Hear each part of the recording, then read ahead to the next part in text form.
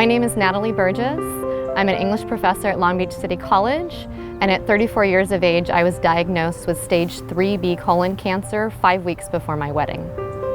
After the diagnosis, I had to cancel my bachelorette party, and lots of family and friends were asking if I was going to cancel my wedding too, and I said, hell no. I waited 34 years to meet Brian, and there was nothing, not even cancer, that was going to get in the way of my wedding.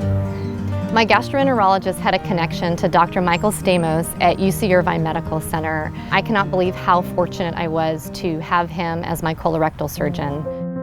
When Dr. Michael Stamos said that I might have to have my ovaries removed, as a new bride-to-be who was planning on having a family, it hit me so hard that I immediately burst into tears.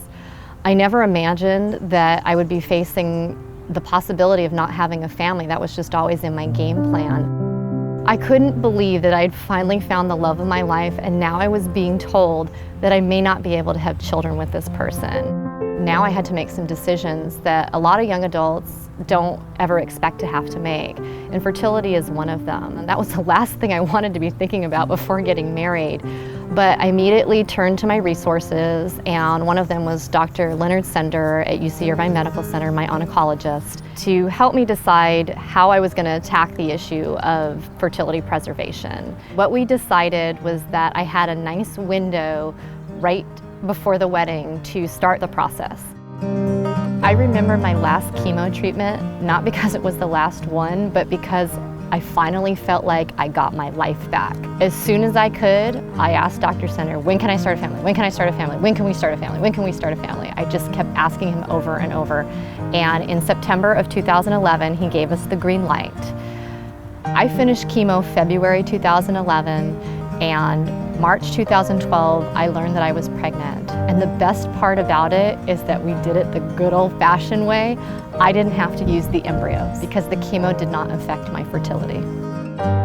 Now I have a beautiful baby daughter, and her name is Isabella Grace, which means beautiful gift. And she brings me so much joy every day because I didn't know if she was going to be possible. But now every day I get to look at her and I get to hold her, and Brian and I feel so blessed because everything we went through was hard, but she is worth every minute of it because she makes me smile and she warms my heart. Now we're coming up on Isabella's first birthday, and I know my doctors at UC Irvine are not going to let anything happen to me because I'm going to be there for the 5th birthday, the 12th birthday.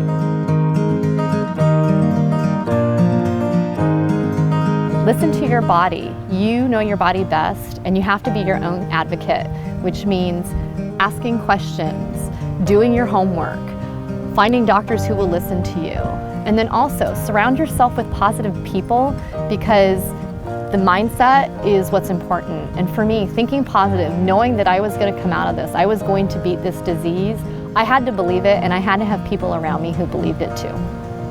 I may have had cancer, but cancer didn't have me, and chemo was not going to rule my life. Dr. Sender always talks about cancer being a derailment, and it is, but I was bound and determined to get myself back on track, and that meant teaching, that meant spending time with family, that meant exercising even though you're supposed to rest. I was going to do all the things that I used to do because I needed to be Natalie, not Natalie with cancer.